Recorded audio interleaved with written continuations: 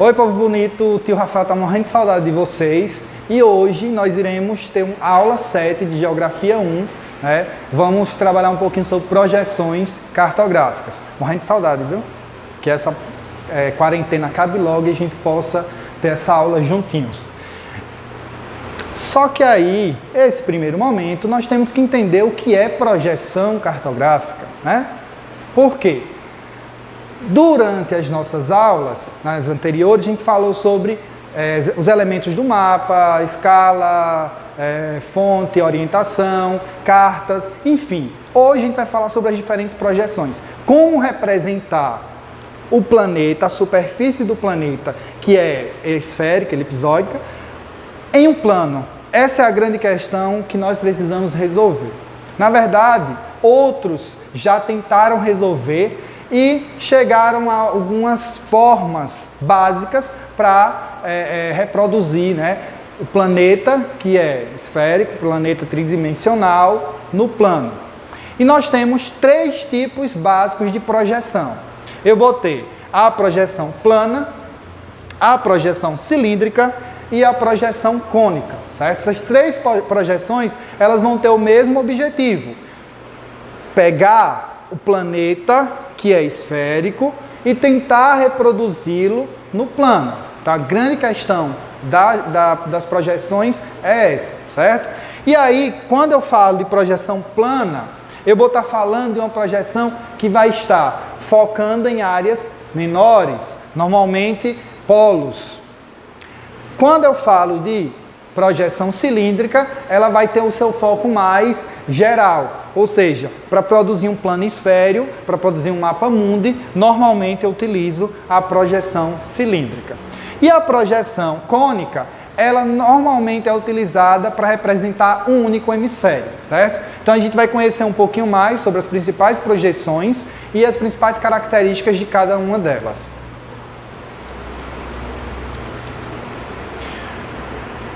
Só que as projeções também podem ser classificadas quanto à distorção, certo? Então, ó, primeiro, as projeções podem ser cônica, cilíndrica ou azimutal, que também pode ser chamada de plana, e as projeções, elas podem ser classificadas de acordo com a distorção, certo? Ou seja, toda projeção vai apresentar de alguma forma um determinado nível de distorções.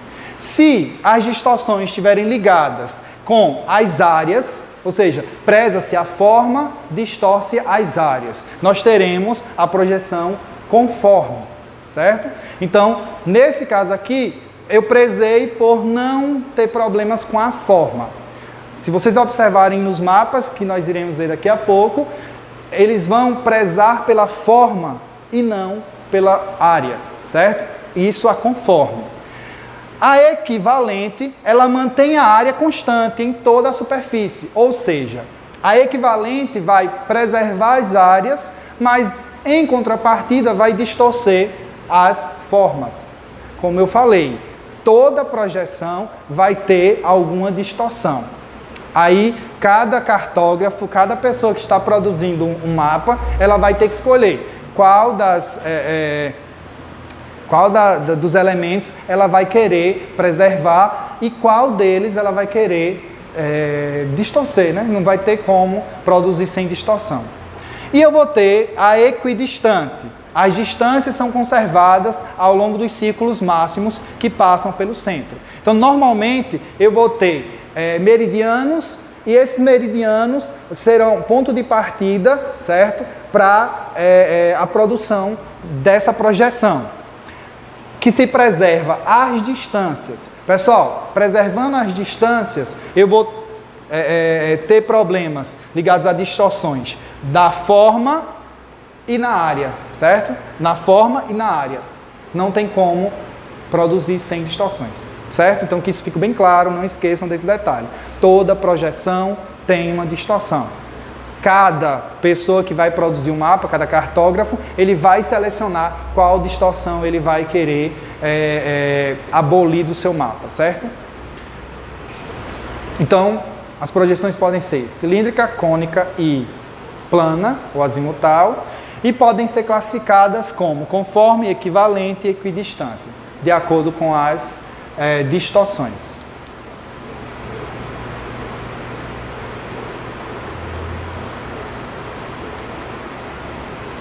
A primeira delas, projeção plana ou azimutal, certo? Então, vamos entender um pouquinho mais sobre essa projeção. A projeção plana, ela no mapa, é constituída por um plano tangente a um ponto qualquer da superfície terrestre. Esse ponto ocupa o centro do mapa, certo? Ou seja, vai partir de um centro para fazer uma reprodução. Toda vez que se parte de um determinado local, nesse caso o centro, as áreas de distorções, elas vão estar se concentrando em áreas mais distantes desse centro, ok? Ou seja, nós podemos observar aqui essa projeção, ela vai utilizar a ideia de projeção plana, certo? Ela é azimutal. Se nós observarmos, o ponto central está no Polo Norte.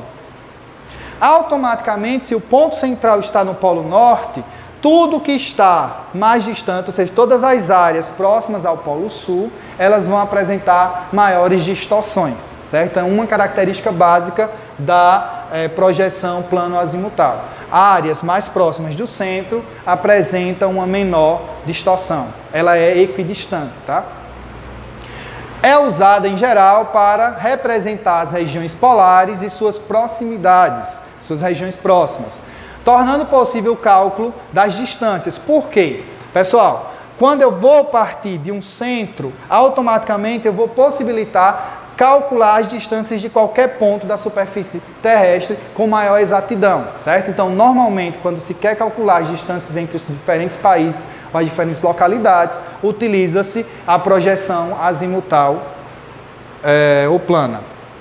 O emblema da ONU, né, que é esse emblema que está sendo utilizado aqui, ele vai utilizar-se da projeção azimutal, certo?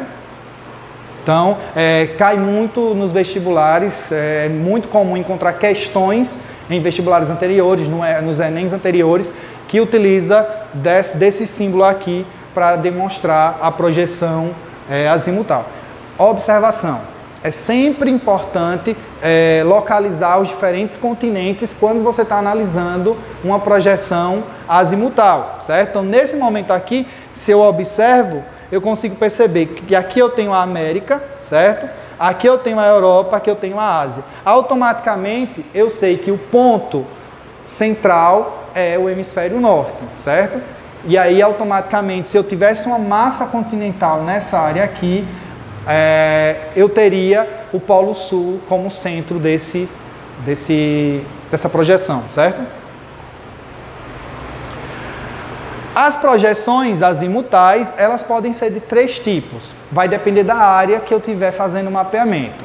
Se o mapeamento for das áreas extremas do planeta, eu terei a projeção plana polar, certo? Ou seja, eu estou mapeando os polos. Se eu estou próximo da linha do Equador, eu vou ter a projeção plana, equatorial ou meridiana, certo? Se eu estou fazendo um mapeamento das áreas que nós conhecemos como zona temperada, que são latitudes médias, eu vou ter a projeção plana, horizontal ou oblíqua. Então, vai depender sempre da posição que eu estiver mapeando. Se eu estiver mapeando os polos, projeção polar. Se eu estiver mapeando áreas próximas à linha do Equador, projeção plana equatorial. E se eu estiver nas áreas de zona temperada, automaticamente eu terei a projeção plana oblíqua, certo? Então, essa é uma divisão dentro da projeção plana ou azimutal. Nós temos também a projeção cilíndrica, que é como se eu pegasse o planeta Terra e envolvesse num cilindro, certo? E aí é como se fosse uma grande impressora, uma mega impressora. Nesse caso, a projeção cilíndrica é usada para grandes áreas. Então, se eu vou produzir um mapa mundi, a projeção ideal para ser utilizada é a projeção cilíndrica.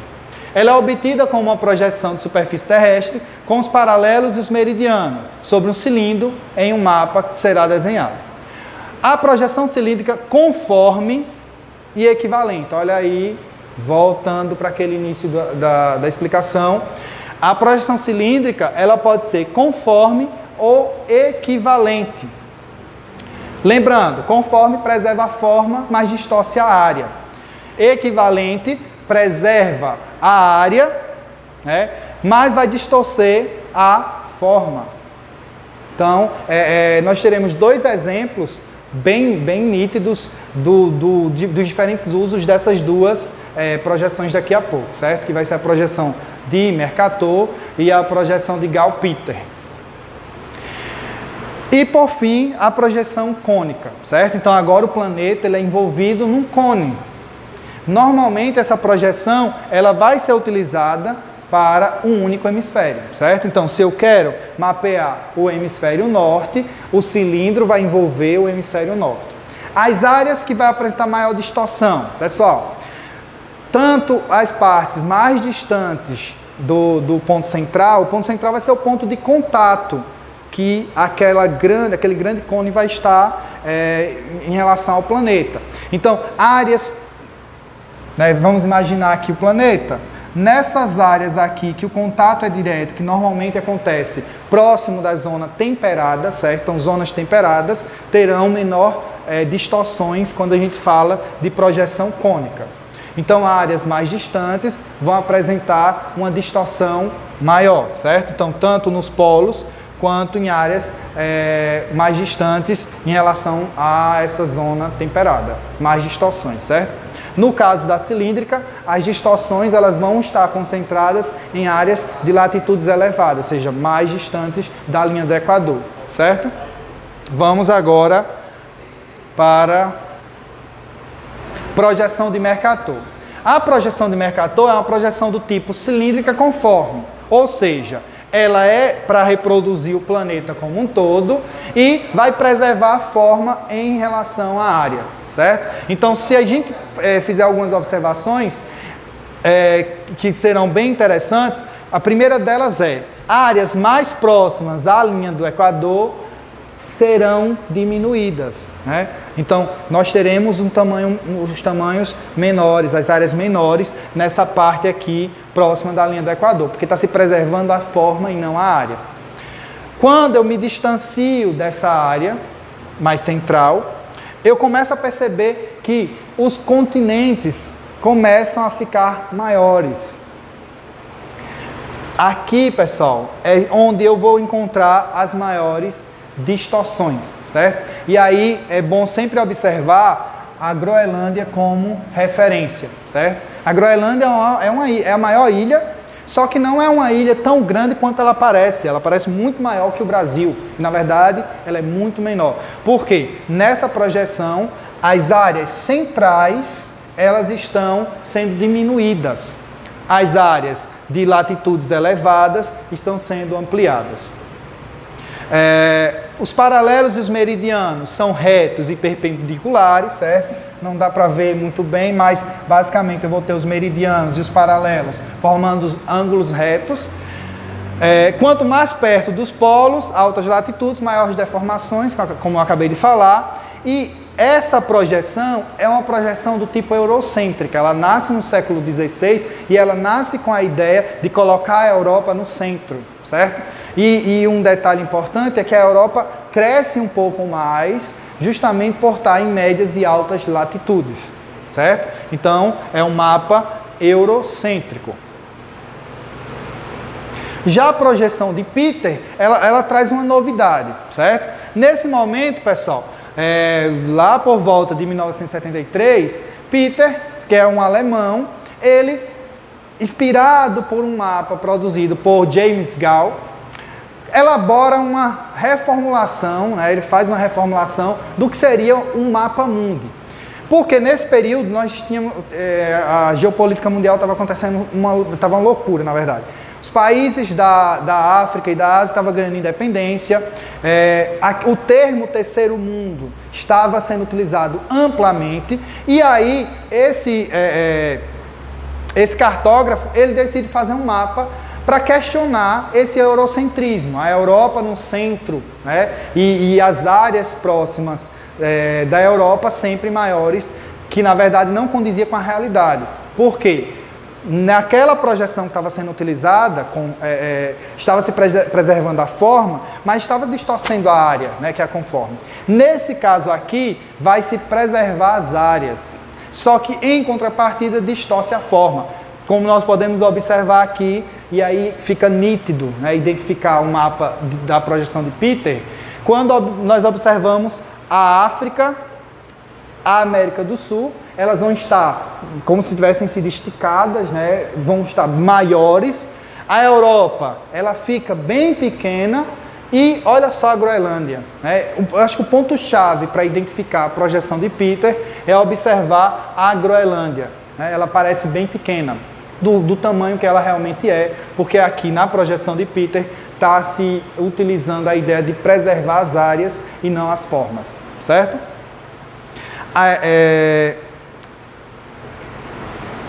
Pronto, aí do lado ali nós temos um mapa que vai questionar a ideia de norte e sul, né? Se o planeta ele está suspenso no espaço, a ideia de norte e sul é criada pelo homem e ela pode ser questionada. Então, Peter, nesse momento, ele questiona também essa ideia, colocando o que seria norte no sul e o que seria sul no norte, né? E olha só a Europa onde é que ela fica, né? Então acaba um pouco com a ideia da visão eurocêntrica que predominava na época. Então, basicamente, a projeção de Peter é uma projeção de protesto, né? Em relação à imposição cartográfica que existia das grandes potências. Anamorfose. Anamorfose é um tipo de projeção que vai levar em consideração dados estatísticos, certo? Então, basicamente, vamos imaginar aí uma situação, eu trouxe duas situações aqui. Esse mapa aqui é um mapa político que nós conhecemos, certo? O que nós utilizamos normalmente. E nós temos dois mapas aqui que apresentam deformações. O que é que significa esses mapas que são diferentes dos que nós normalmente conhecemos e que apresentam certas deformações? Na verdade, a anamorfose ela vai trabalhar com estatísticas sendo passadas para os mapas, ou seja, os dados estatísticos eles vão dizer o tamanho dos territórios. Automaticamente, o segundo mapa aqui, ele vai levar em consideração o tamanho das populações do planeta, ou seja, o tamanho da população de cada país. Automaticamente, olha o tamanho da China e da Índia, certo? Os dois países mais populosos do mundo passam a ser países que territorialmente são maiores. Lembrando, a anamorfose vai pegar um dado e vai aplicá-lo a um determinado mapa. Aqui, percebam que agora inchou a parte que nós conhecemos como norte, né? Essa parte mais superior. Por quê? Essa anamorfose ela vai levar em consideração a renda per capita. Ou seja, os países do norte, que nós sabemos muito bem, são considerados desenvolvidos, possuem uma maior renda per capita, então quanto maior a renda per capita, maior o tamanho do território, certo? Então aqui nós podemos observar os Estados Unidos, né? Japão aqui, enorme, justamente porque levou em consideração esse dado estatístico, certo? Então as anamorfoses podem ser produzidas utilizando qualquer dado estatístico que se faça necessário, ok? Nós poderíamos tranquilamente fazer uma anamorfose utilizando os dados da pandemia que está acontecendo atualmente. Então, de acordo com o tamanho, aliás, a quantidade de casos confirmados, nós poderíamos colocar o tamanho dos territórios. Então, nesse exato momento, o maior seria os Estados Unidos, porque é onde a epidemia conseguiu atingir a maior quantidade de pessoas, seguido da Itália, China, enfim, Espanha está ali, né? Então, seriam os 4 maiores. Mas é um dado que seria o quê? Alterado, porque é algo que está acontecendo continuamente. Então, se eu produzir hoje, amanhã já vai ser uma anamorfose desatualizada, certo? Então, beleza, entender a ideia de anamorfose é bem simples, né? Aí, vamos para uma questão, né? Então, se a gente aprender alguns conceitos, precisamos aplicar esses conceitos. Esse caiu no simulado INEP 2019, né, do Enem. O desenho do artista uruguaio Joaquim Torres Garcia trabalha com uma representação diferente da usual da América Latina. Em artigo publicado em 1941, em que apresenta a imagem e trata do assunto, Joaquim afirma: quem e com que interesse dita o que é norte e o que é sul. Defendo a chamada Escola do Sul, porque na realidade nosso norte é o sul. Não deve haver norte, senão em oposição ao nosso sul. Por isso, colocamos o mapa ao revés, desde já, e então teremos a justa ideia de nossa posição. E não como querem no resto do mundo. A ponta da América assinala insistentemente o sul, nosso norte. O referido autor, no texto e imagem. Então, qual a ideia que o autor quer passar com esse texto e com essa imagem? Se a gente observar, está diferente da imagem convencional que a gente conhece a América do Sul, né? Está de cabeça para baixo. Então, o norte virou sul e o sul virou norte, né? Então, qual a ideia que ele quer passar com o texto e com a imagem? Privilegiou a visão dos colonizadores da América. Lembrando, os colonizadores da América, europeus, visão eurocêntrica. Não está falando de visão eurocêntrica, né? Então, elimina a letra A. Questionou as noções eurocêntricas sobre o mundo. E qual a ideia eurocêntrica que nós discutimos durante a aula? Europa no centro, na parte superior. Se eu pego um mapa que está colocando aquilo que é considerado sul no norte, automaticamente eu estou contrariando essa visão eurocêntrica. E aí um outro detalhe que no próprio texto ele vai indagar essas questões. Então vamos deixar essa opção aí, né, que pode ser a verdadeira. Resgatou a imagem da América como centro do mundo. Eu só poderia colocar essa ideia se eu tivesse um mapa mundi completo e esse mapa mundi colocasse a América no centro. Esse mapa ele só deu ênfase a um recorte da América do Sul, né? Então eu não posso pegar essa ideia de mundo porque eu não tenho um mapa mundi, certo? Defendeu a doutrina Monroe, expressa no lema América para os americanos. Não, porque a América para os americanos seria a América para os Estados Unidos, né? É uma das interpretações. Então, e os Estados Unidos nem entram no mapa aí.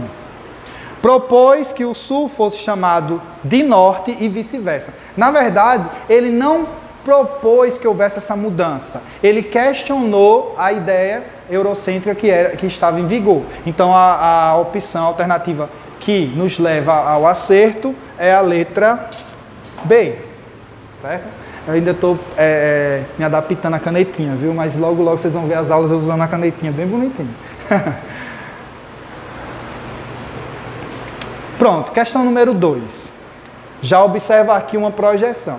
Na hora, pessoal, quando vocês pegarem uma questão que tiver utilizando uma projeção, você já identifica logo, certo? Porque quando você for ler o texto, automaticamente tu já tem uma ideia do que a alternativa ali correta vai estar cobrando. Eu tenho uma projeção plana ou azimutal, certo? Olha o meu centro aqui.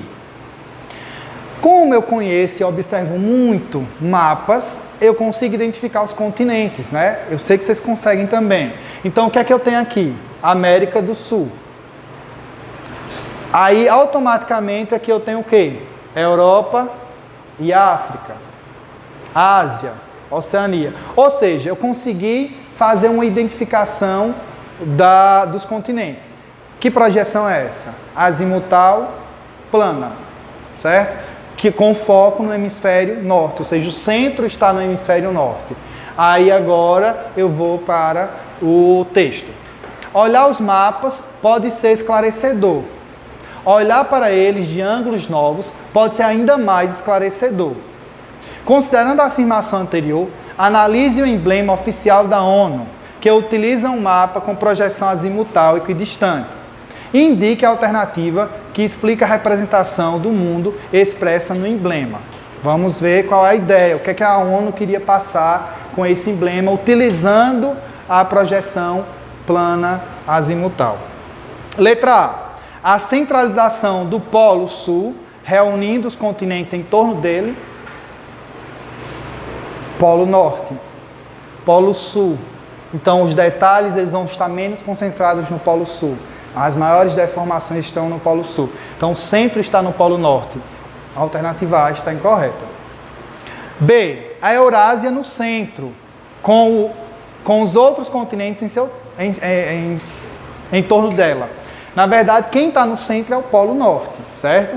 A Eurásia vai estar aqui, ó, próxima do centro pela proximidade com o Polo Norte, mas também não está correta. O Polo Norte ao centro e as terras do hemisfério sul ao longe, distorcidas, né? Então é o que eu acabei de falar. Primeiro identifica onde é que está o centro, Polo Norte. Se o Polo Norte está aqui, tudo que vai se distanciando, todos os pontos mais distantes vão sendo mais distorcidos. Qual vai ser a área mais distorcida numa projeção azimutal com foco no hemisfério norte? O hemisfério sul. Então, alternativa correta, o Polo Norte não tem esse acento. É ao centro e as terras do hemisfério sul ao longe, distorcidas, certo? Não está mostrando Pangeia, certo? E um aglomerado aleatório dos continentes a partir da centralização da América. Também não está centralizando a América. Então, alternativa correta, letra C. Ok? Deixa eu ver se tem mais uma. Tem. Existem diferentes formas de representação plana da superfície da Terra, que é o chamado planisfério.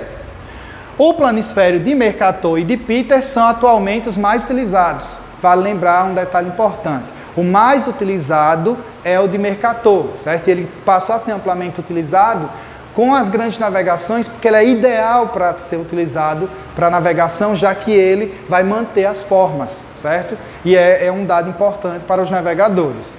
Então aqui eu tenho o mapa de Mercator, o planisfério de Mercator, e aqui o planisfério de Peter. Olha o tamanho da Groenlândia, certo? Então é um dado importante para ser observado. Só que essa questão não pede necessariamente que a gente observe a Groenlândia. Apesar de usarem projeções respectivamente conforme e equivalente, ambas utilizam base de projeção modelo. Então, qual vai ser o modelo que for utilizado para produzir a projeção de Peter de Mercator? Vamos lembrar dos três modelos. Ela pode ser cônica, cilíndrica ou azimutal. Vamos lá. Essa primeira, letra A, ela vai ser o quê? Plana. Então já corta essa opção, certo? A letra E também vai ser plana, ó. Plana e plana. A diferença é a área que está sendo mapeada, mas as duas são planas, certo? Eu vou ter aqui a letra B, uma projeção cônica.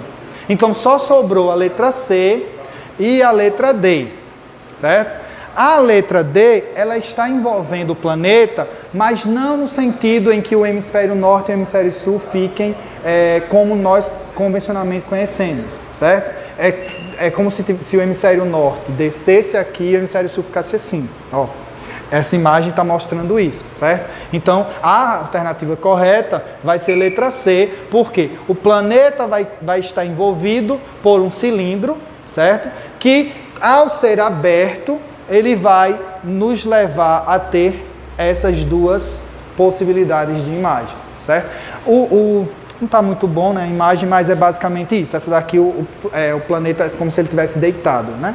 E aí, automaticamente, quando você abrisse, você não teria essa imagem produzida. E por fim, nossa última questão, a projeção cartográfica do mapa configura-se como hegemônica desde a sua elaboração no século XVI. A sua principal contribuição inovadora foi... Que projeção seria essa? Olha o tamanho dessas áreas aqui, né? Está falando do uso do século XVI. Configurou-se como hegemônica. Só pode ser a projeção de Mercator, né? Mais utilizada, passou a ser utilizada a partir do século XVI, amplamente utilizada para navegações. Então vamos ver qual a alternativa correta que se refere a essa projeção de Mercator. A. Redução comparativa das terras setentrionais. Setentrional seria norte. Eu não tenho uma redução, eu tenho uma ampliação. Olha o tamanho da Groenlândia. Manutenção da proporção real das áreas representadas, conforme e equidistante, equivalente. Nesse caso aqui, está falando o quê? Manutenção da proporção real das áreas. Ou seja, está deixando de lado a forma. Nesse caso aqui, está se prezando pelo quê? Pela forma. Manutenção da proporção da área. Não é da área. Aqui é a forma, que é o que é trabalhado na projeção de Mercator. Ela é conforme, certo? Consolidação das técnicas utilizadas nas cartas medievais. Não, as cartas medievais elas eram bem arcaicas. Aqui é algo bem mais moderno. Valorização dos continentes recém-descobertos pelas grandes navegações. Que continentes seriam esses? América, a parte sul da África, uma parte da Ásia aqui. E na verdade eu não tenho essa valorização dos continentes recém-descobertos.